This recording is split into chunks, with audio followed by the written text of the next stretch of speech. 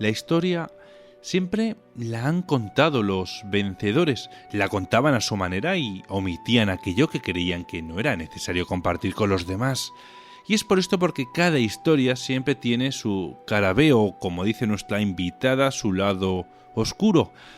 Miriam del Río ha escrito un libro bajo el sello de Luciérnaga titulado La otra cara de la historia. A través de este libro comparte con nosotros su trabajo y su esfuerzo de investigación, aportando datos muy interesantes de historias que conocemos bastante bien. Hola Miriam y bienvenida de nuevo por Misterioso Universo La Red. Un abrazo, ¿qué tal? ¿Cómo va?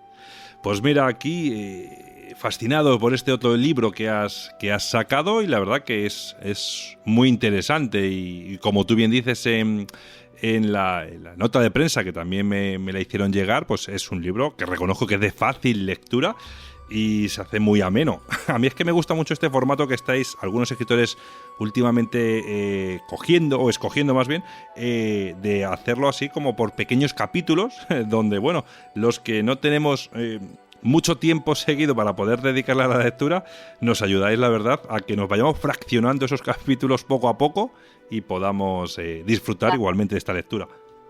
Sí, claro, yo es que soy muy fan de las cosas resumidas, organizaditas, por párrafos, ¿sabes?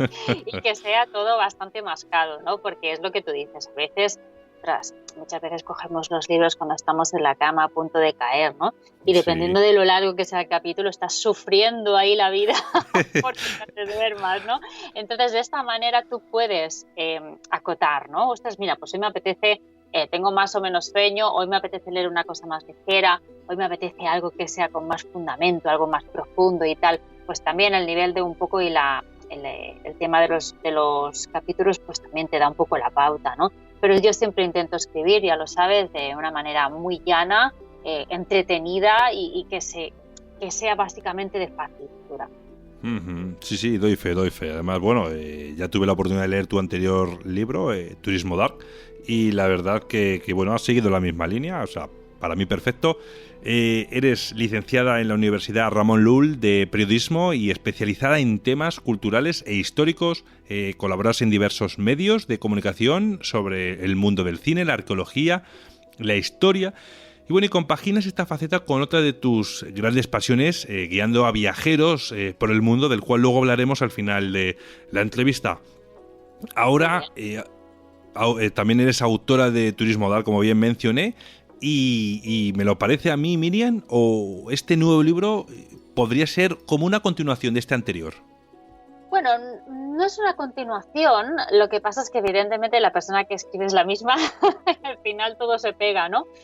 Pero es un poco esa perspectiva de misterios, enigmas, de casos muy conocidos y otros no tanto, en que tú conoces o crees saber algo, y después resulta que bajo ese algo subyace muchísima más información, ¿no? Es decir, lo que hago en este libro es explicarte la versión oficial de hechos y acontecimientos pues, que son muy conocidos y después te explico todo lo que hay ahí detrás, esa otra cara de la historia que a veces no es que sea un secreto, simplemente pues que cuesta un poquito más de encontrar, a veces un detalle, un número, una señal, algo que te da un poco la pauta para seguir investigando en esa dirección, ¿no? Y al final, pues de lo que se trata es de descubrir y de conocer un poco más en profundidad, pues esos temas de los que hablo, ¿no? Que son temas, pues como sabes, muy, muy conocidos, ¿no? Desde el hundimiento del Titanic, el tema de las brujas de Salem, el lago Ness, es decir,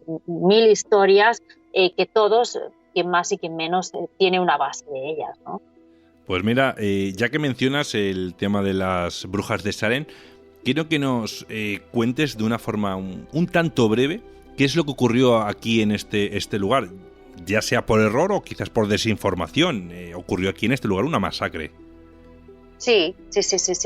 Esto, nada, nos hemos de situar en el siglo XVII, finales del 1600, en ese momento en que en el pueblo de Salem, pues ya sabéis, diversas niñas de golpe y porrazo empiezan a actuar de manera extraña, a tener convulsiones, a sentir una quemazón interior que las hace enloquecer, a hacer y decir cosas totalmente sin sentido, ¿no? Y fíjate que en aquella época pues ya sabes, imagínate, en una colonia puritana como era la colonia de Salem, pues todo aquello que se saliese un poco de lo normal, de lo establecido, ya se asociaba al diablo, ¿no? Empiezan pues tanto vecinos, familiares como amigos a acusarse los unos a los otros y cada día empiezan a surgir más víctimas de brujería, ¿no? Y llega un momento en que aquello es una vorágine, una locura, en donde todo el mundo se está acusando los unos a los otros, ¿no? En este caso de estas niñas, pues pues lo que hacen es acusar a otras mujeres, también algunos hombres, pero básicamente mujeres de esa misma colonia, y empiezan a acusarlos de manera histérica, sobre todo diciendo a los jueces de Salem que habían visto a esas mujeres atormentarlas en sueños. Fíjate que es lo que sucedió en aquella época, es que en los juicios de Salem se aceptó como evidencia plausible, como evidencia real, que tú hubieras soñado y que en ese sueño alguien te hubiera a ti, pues imagínate qué locura, ¿no? Que alguien te hubiera a ti acosado. Eso es lo que se conoció como la evidencia espectral, ¿no? Acusaciones que se aceptaron como buenas, como prueba, y que se aceptaban como creíbles, ¿no? Los testimonios explicaban esto, que los denunciantes decían ser, pues eso, atormentados en sueños, y claro, por eso empezaron a aparecer y empezaron a extenderse todas las acusaciones, no solamente en Salem, sino también en todos los pueblos aledaños, ¿no? En Ipswich, etcétera, etcétera, todos los lugares que habían por ahí, ¿no? Básicamente el problema, lo que ocurrió allí es que no había demonio, no estaba el maligno acosando al pueblo. Lo más probable es que simplemente hubiera habido una intoxicación alimenticia entre el pueblo, porque en aquella época el pan que más se consumía era el pan de centeno, que es el típico pan negro, que es el más barato. Pero es un pan que estaba comúnmente afectado por un hongo, que es un hongo parásito, el ergoto o cornezuelo, también se lo conoce así, ¿no? Que abunda sobre todo en lo que son las zonas húmedas, como Massachusetts, que era donde estaba el pueblo de Salem, ¿no?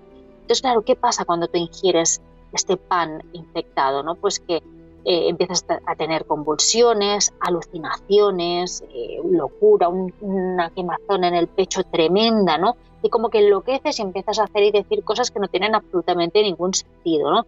Ese sería el origen de esa vorágine de acusaciones, de herejía, que evidentemente no se sostenía por ningún lado, ¿no? Pero que fue un poco el origen de todo lo que ocurrió en Salem.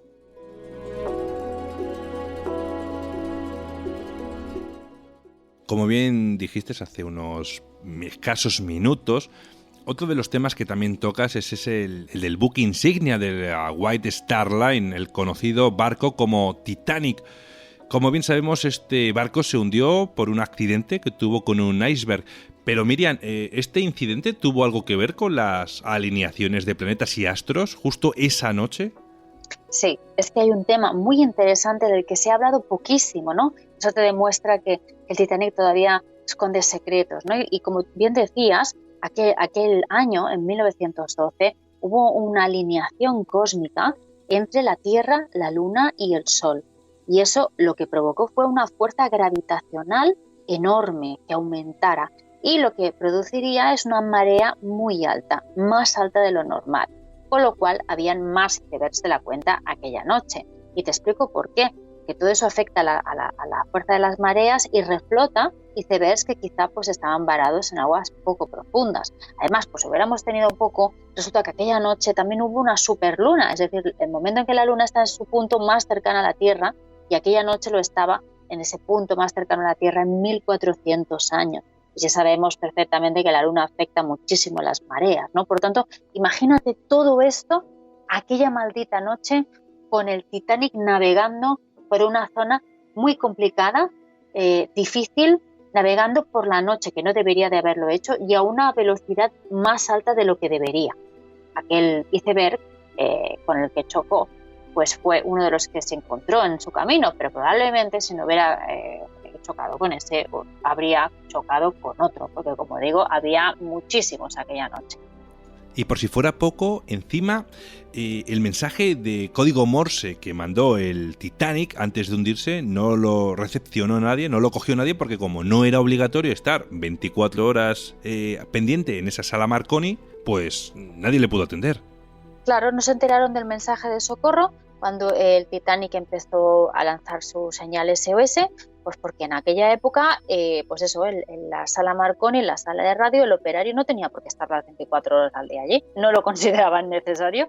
Entonces, pues oye, había barcos en aquella zona que estaban a tan solo 2 horas de distancia, el Titanic tardó 2 horas 45 en hundirse, y cuando el Titanic desgraciadamente lanzó su señal SOS, ninguno de los barcos que estaba cerca, ni el California, ni el Carpathia, ninguno escuchó esa señal SOS. Y habrían podido llegar, habrían podido.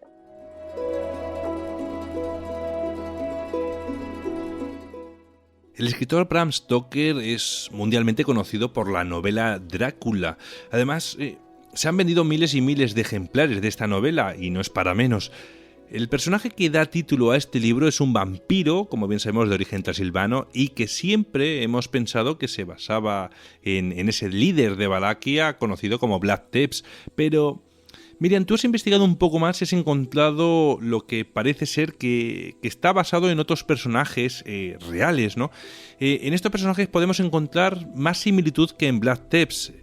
¿Quiénes eran estas personas en las que también se basó Bram Stoker para este personaje literario? Bueno, la realidad es que tenemos la imagen totalmente equivocada del famoso conde Drácula, ¿no? Porque nos pensamos, como tú dices, que está basado única y exclusivamente en el personaje del famoso príncipe de Valaquia del siglo XV rumano, Vlad Tepes, pero es que Bram Stoker solamente se basó en una ínfima parte del personaje de Vlad Tepes, es decir, escogió esa parte más sanguinaria y más terrorífica para darle forma a ese personaje en su faceta más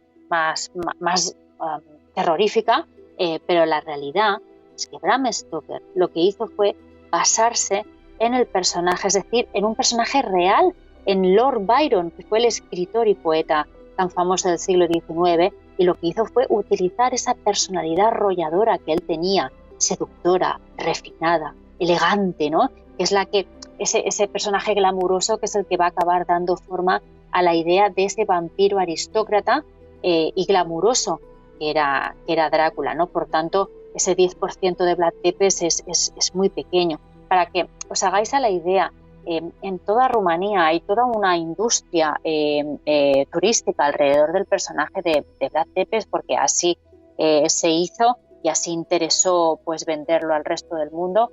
Pero la realidad, ya os digo, es que es un 10% el personaje que está basado en Bram Stoker, en que se basó Bram Stoker, y además, pues bueno, ya te digo, Bram Stoker, por ejemplo, no llegó a visitar, es decir, no llegó a viajar nunca a Rumanía.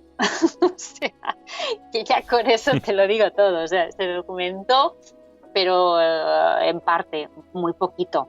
Él realmente, pues como digo, se basa en Lord Byron y tiene muchísimas influencias de la literatura gótica clásica. También tiene influencias con Elizabeth Bathory, que es esta condesa del siglo XVI, y bueno, pues asesinó a más de 600 vírgenes y se bañó en su sangre, ¿no? Pues para ser joven para siempre, ¿no?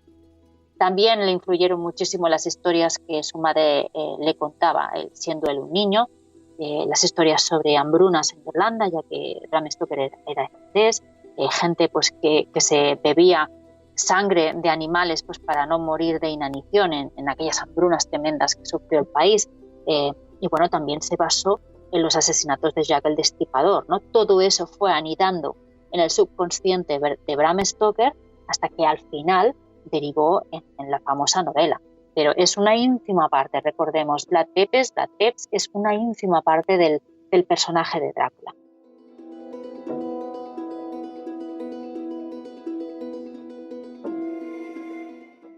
El Área 51 es uno de los temas que también tocas en tu libro y bueno, pues todos sabemos que es una zona de Nuevo México muy conocida por los incidentes ovnis, ahí está el caso Roswell, pero en esta misma zona restringida, durante la Guerra Fría se llevaron a cabo misiones de espionaje y no solo a Rusia, sino a todos los países que consideraban potencialmente como una amenaza. Miriam, ¿cómo llevaban a cabo estas misiones de espionaje? Bueno, pues eran proyectos que se realizaban tanto en el Área 51 como en las áreas que habían aledañas, ¿no? Era una zona que además estaban, sobre todo, en el desierto, en zonas que habían sido utilizadas, ¿no? Y que eran también utilizadas como pruebas nucleares, por tanto así se aseguraban que no hubieran fisgones cerca, ¿no? Y en esos lugares pues había proyectos secretos pues para averiguar, sobre todo en tema de la Guerra Fría, cualquier tipo de información de la URSS, que bueno, pues no querían que saliera a la luz, ya realizaban pruebas con globos que bueno, llevaban transpondedores de escucha a la atmósfera exterior, y bueno, lo que realizaban básicamente en el desierto de Nuevo México es todo tipo de pruebas, también aviones espía, se realizaron diversos proyectos como el proyecto Aquatón, en donde habían vuelos de reconocimiento de objetivos pues, para localizar los arsenales de otros países que pudieran de alguna manera ser peligrosos para el gobierno, bueno, para Estados Unidos, ¿no? Entonces, pues bueno, se utilizaban aviones como Lockheed, aviones como Lockheed, que estaban hechos de titanio, que reflejaban la luz y que todo eso pudo contribuir en su día a reflejar y a crear una especie de desconcierto entre tanto el personal civil como también el personal militar, ya sean controladores aéreos o los mismos pilotos, que a veces pues decían, bueno, y afirmaban que habían visto avistamientos de luces raras y objetos voladores no identificados, ¿no? Todo esto lo que hizo fue promover la idea de que en el Área 51 y en las zonas de alrededor, pues allí se custodiaban aviones o naves extraterrestres, ¿no? Y que se estaba intentando realizar ingeniería inversa para quedarse con esa tecnología, ¿no? Y aplicarla a la tecnología del planeta Tierra. Pero la verdad es que todo esto era una cortina de humo que básicamente lo que intentaba era desviar la atención de lo realmente importante, de todos esos proyectos que se estaban realizando allí, que el gobierno americano no quería que salieran a la luz.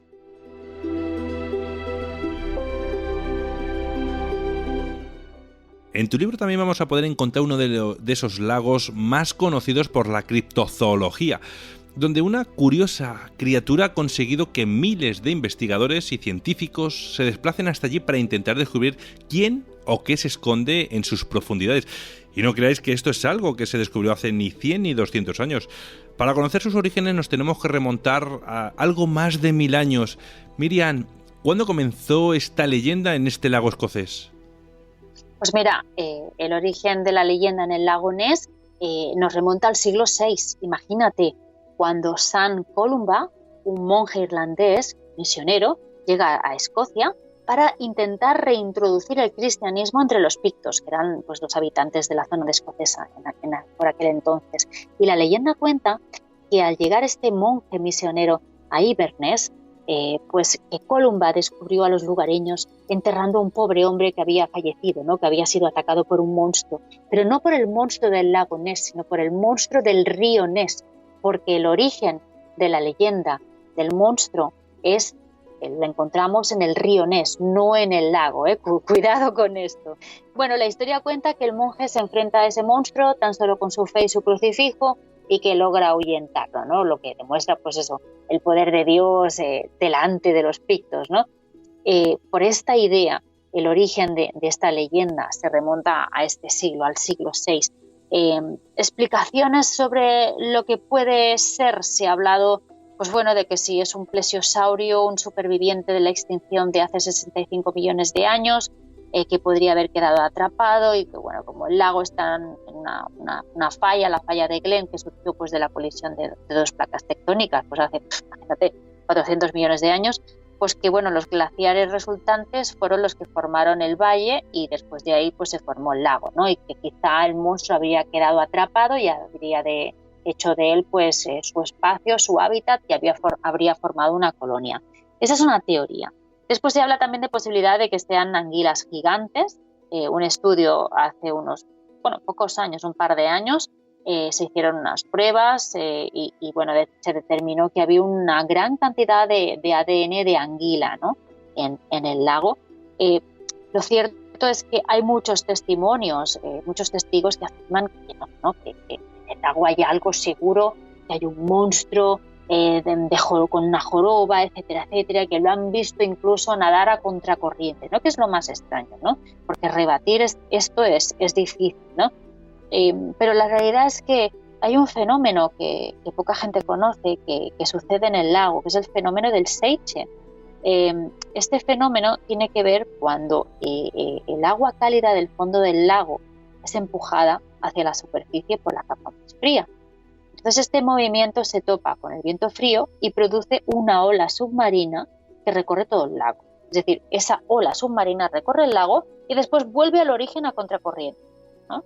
Entonces ese podría quizá ser el origen de esos avistamientos que hablan de que hay un monstruo, que se ha visto la silueta serpenteante, que lo han visto nadar a contracorriente. Eso podría ser una explicación, pero ni muchísimo menos explica todos los avistamientos que a lo largo de los años y los siglos se siguen sucediendo allí, ¿no? Yo siempre digo, es verdad que es uno de los lagos más estudiados y analizados del mundo, pero hay zonas donde los sonares no llegan. Es decir, hay lugares, Víctor, donde hay cavernas submarinas, donde un supuesto monstruo podría cobijarse, podría esconderse, ¿no? Por tanto, hay que dejar una puerta abierta a la imaginación, esa posibilidad de que quizá haya algo que desconozcamos. En lo que a criptozoología se refiere, que es esta ciencia que busca esos animales mágicos prehistóricos, quizá algunos, ¿no?, que se cree que son extintos. Hace unos años creo que un pescador sacó del mar un pez pelacanto. Y el pez pelacanto se pensaba que estaba extinguido desde hacía 80 millones de años, y un pescador lo pescó, ¿no? Imagínate la sorpresa del hombre cuando sacó aquel pez tan raro, que claro, además es un pez que no ha evolucionado, ¿no? Que es como los tiburones, está tan bien hecho que no ha evolucionado.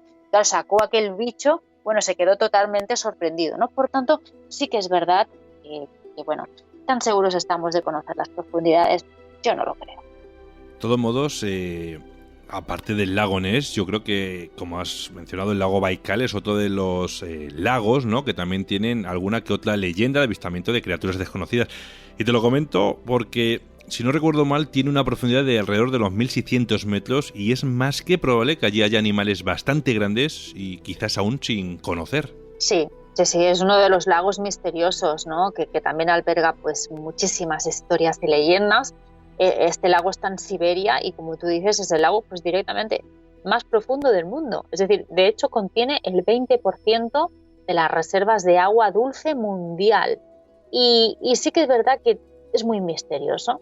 También se dice que también habita un monstruo que podría haber evolucionado debido, en este caso, no a un monstruo prehistórico, sino a un animal desconocido, no se sabe bien cuál, que podría haber evolucionado debido a la contaminación del lago, ¿no? Porque durante muchísimos años se han estado tirando allí todo tipo de materiales no demasiado buenos, y que de alguna manera ese animal podría haber evolucionado hacia un animal extraño, ¿no? También se dice que las teorías de la conspiración dicen que bajo el lago hay una base secreta submarina extraterrestre, ¿no? Imagínate. Bueno, es que cuando has dicho eso de esos materiales poco sanos, ¿no?, que han vertido ahí en ese lago, se me ha venido a la cabeza la imagen de los Simpsons cuando sale la central nuclear.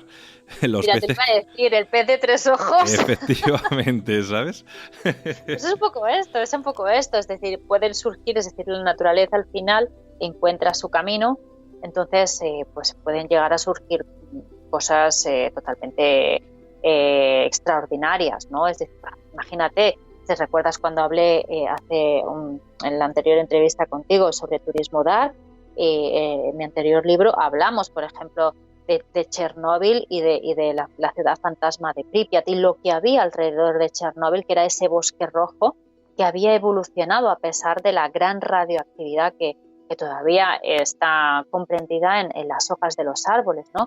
Que todos los árboles verdes se habían transformado en un color rojo muy potente que habían absorbido la radioactividad, ¿no?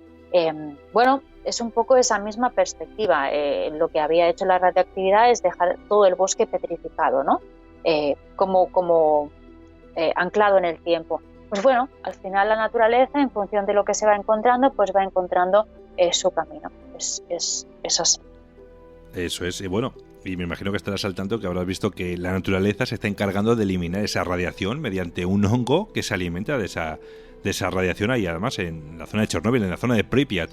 O sea que, sí, es una pasada, es una pasada. La naturaleza vuelve a recuperar su terreno, aunque no lo queramos. Miriam, nos vamos a ir a hablar del tema del fenómeno del nazismo, ¿no? Un tema que a mí me encanta, y sobre todo me encanta más esta parte que yo creo que sin ella no hubiera podido existir este nazismo, porque el ocultismo es una parte esencial de ese movimiento. Sí, totalmente. Es que el nazismo yo creo que no habría existido sin esa locura, ¿no? Por pervertir esos rituales paganos ancestrales, ¿no? Y utilizar todo tipo de prácticas ocultas supuestamente para conseguir los objetivos de Hitler, ¿no? Y de toda su gente. Pero básicamente ellos lo que intentaban era dominar el mundo a través de esas artes ocultas, a través de un ideal místico en que los arios, la raza aria, eran superhombres herederos de los dioses, ¿no? Y ellos creían en esa necesidad de volver hacia atrás, de recuperar ese pasado ario perdido, recuperar esa pureza de la sangre, y esa locura les llevó a hacer verdaderas barbaridades, ¿no? No solamente lo que conocemos, ¿no? De todo lo que es el Holocausto, pero después ellos mismos también realizaban absolutas locuras entre su misma gente, ¿no? En las leyes que aplicaron de esterilización forzosa, los programas de reproducción selectiva, es decir, todo lo que realizaban. Y después todo eso básicamente para intentar conseguir, como decía, esa pureza de la sangre, esa idea de retornar al origen, ¿no? Claro, todas estas ideas daban una identidad histórica pues a un pueblo que estaba muy hundido después de la Primera Guerra Mundial, que había un paro tremendo, hambruna, que habían perdido parte de su territorio debido al Tratado de Versalles, ¿no? Donde Alemania debía compensar a Europa por la guerra, y les colocaron una multa tremenda y perdieron parte de su territorio, ¿no? Por tanto, ellos estaban muy hundidos. Entonces, todas estas ideas de ese pasado, supuesto pasado glorioso, les daba pues un poco de positivismo, ¿no? El de olvidarse un poco de las penurias que estaban pasando y de creer que otro futuro era posible. Y de ahí intentar encontrar ese vínculo con lo oculto, intentar transformar, pues como decías, antiguas religiones, es decir, todo valía, todo absolutamente valía.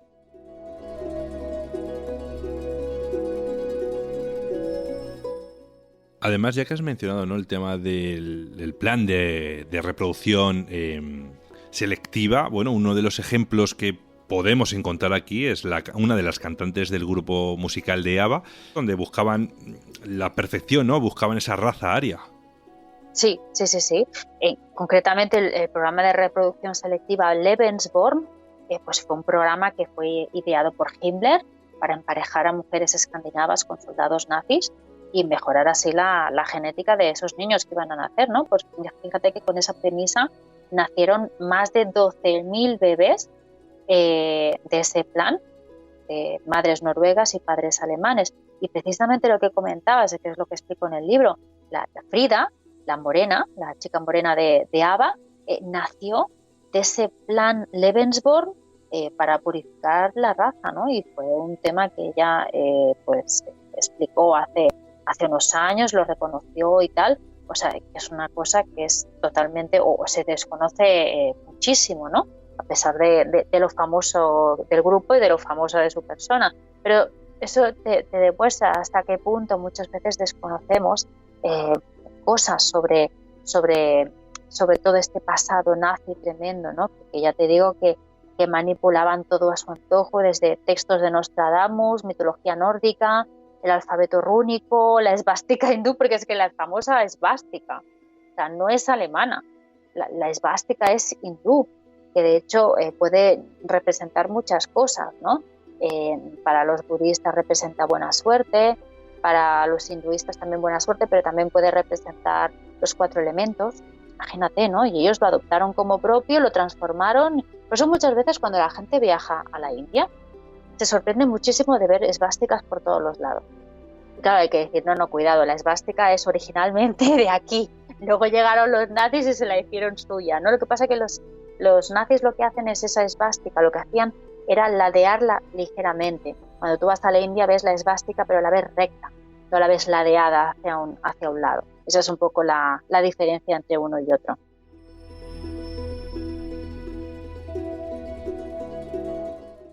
La otra cara de la historia de la editorial Luciérnaga.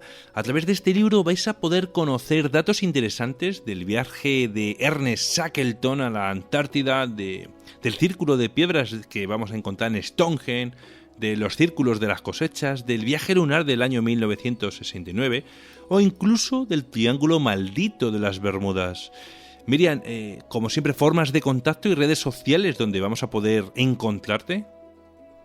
Pues mira, me podéis encontrar fácil en Twitter, Miriam del Río 7, y también me podéis encontrar sobre todo en Instagram, donde estoy más activa, como Dark Lady BCN.